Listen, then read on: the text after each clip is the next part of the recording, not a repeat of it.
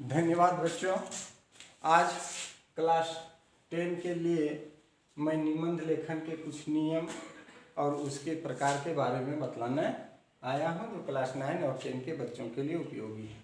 बच्चों, निबंध लेखन क्या है कि निबंध लेखन गद्य रचना है, यानी गद्यात्मक भाग यानी कहानी के तौर पर इसे लिखा जाता है, जिसमें किसी विषय पर सीमित आकार के अंदर उसे सुंदर ढंग के क्रमबद्ध विचार प्रकट करने का प्रयास किया जाता है। अर्थात समझने की बात है कि निबंध जो है तो गद्य रचना है और विषय वस्तु पर एकदम बहुत ही सुंदर ढंग से और क्रमबद्ध से यानी एक के बाद एक विचार प्रकट करने का प्रयास किया जाता है। उत्तम निबंध रचना स्वयं एक कला है बच्चा। कौन लेखक किस तरह की रचना लिखता है वह उसकी गद्य रचना यानी निबंध से ही पता चल जाता है। निबंध में अपने मौलिक व्यक्तित्व एवं यानी निबंध में लोग अपने व्यक्तिगत विचार को भी प्रस्तुत करते हैं और सागर में गागर भरने का काम करते हैं। अर्थात निबंध क्या है कि निबंध एक, फिर समझ लें, निबंध एक गद्य रचना है। इसमें क्या है कि विषय वस्तु पर इसके सीमित आकार में यानी एकदम जितना छोटा से छोटा हो सके एकदम सुंदर ढंग से और क्रमबद्ध विचार प्रकट करने का प्रयास किया जाता है। और उत्तम निबंध रचना स्वयं में एक कला है और निबंध जो है सो व्यक्ति के मौलिक विचार होता है और निबंध में सागर में गागर भरने का परिचय देना चाहिए। अर्थात कहने का अर्थ है कि बहुत कम लिख करके बहुत कुछ जानकारी देने की कोशिश करनी चाहिए। एक अच्छे निबंध लेखन के लिए निम्नलिखित बातों का ध्यान रखना चाहिए। उसमें सर्वप्रथम क्या है कि निबंध ऐसे विषय में होना चाहिए जिसके विषय में हम भली भांति समझते हैं।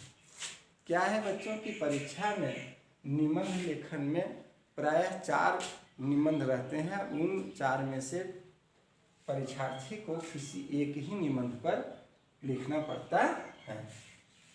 इसलिए निबंध लिखने के पूर्व हमें भली भांति समझ लेना चाहिए कि किस निबंध के बारे में हम अधिक से अधिक जानकारी मुझे है और मैं अच्छी तरह से किसे लिख ले सकते हैं, उसी निबंध को चूज करना चाहिए।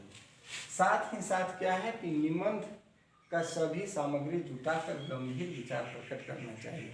यानी क्या है कि बच्चे अपने अंतःक्रिया यानी अपने मन में निबंध के सारी विषय वस्तु को ध्यान में रख लेना चाहिए और उन्हीं बातों को प्रकट करना चाहिए जो निबंध के लिए अति आवश्यक हो और महत्वपूर्ण हो।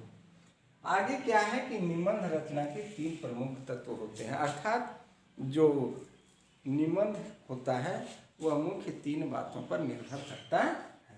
पहला भाग होता है प्रस्तावना। बच्चों, प्रस्तावना का अर्थ होता है भूमिका। तो भूमिका क्या है कि निबंध लिखने के समय हमें जितना से जितना रोचक, सुंदर और आकर्षक तौर तरीके से हम प्रारंभ करेंगे निबंध उतना ही अच्छा माना जाता है। तो ये है प्रस्तावना अर्थात भूमिका, यानी जिसका हम क्या कहते हैं, शुरुआत करते हैं। उसके बाद है विवेचना, यानी कि निबंध में के संबंध में उनकी चर्चाएं करना कि किस चीज़ पर निबंध है, और यह मध्य भाग में उनकी सारी विषय वस्तु को निचोड़ करके रख देनी चाहिए, जैसे उसके गुण, दोष या और परिमाण, महत्व इत्यादि हम किसके माध्यम में रखते हैं, विवेचना भाग में अर्थात मध्य भाग में। और अंत में क्या होता है बच्चों कि उपसंहार होता है, जिसको हम अंतिम भाग कहते हैं। और उपसंहार में क्या होता है बच्चों कि हम जिस तरह से प्रस्तावना को आकर्षक और रोचक बनाते हैं, ठीक उसी तरह उपसंहार यानी अंतिम भाग भी बिल्कुल ही रोचक और आकर्षक बनाना चाहिए, ताकि जो निबंध पढ़े उसके मन मस्तिष्क पर उनकी गूढ़ बात हमेशा घूमते रहे और इसे अधिक से अधिक सार्वजनिक करना चाहिए। तो इस प्रकार से क्या है बच्चों कि मैं आज 4 निबंध दे देता हूँ और उन चारों निबंधों को आप अपने नोटबुक पर लिख लेंगे। और वो क्या है कि वो है हम पहला है हमारे जीवन के लक्ष्य, हमारे जीवन के लक्ष्य या महत्व। तो पहला प्रश्न मैं बच्चों दे देता हूँ, मेरे जीवन का महत्व। पहला है मेरे जीवन का महत्व। दूसरा है बच्चों दहेज प्रथा। तीसरा है बच्चों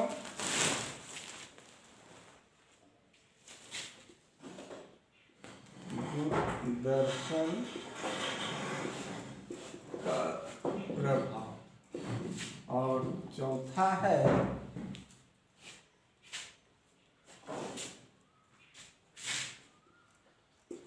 आपका प्रिय खेल। तो ये मैंने आज बच्चों आप लोगों को 4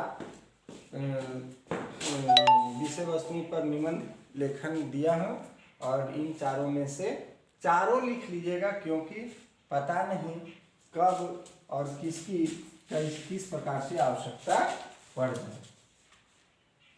तो धन्यवाद बच्चों।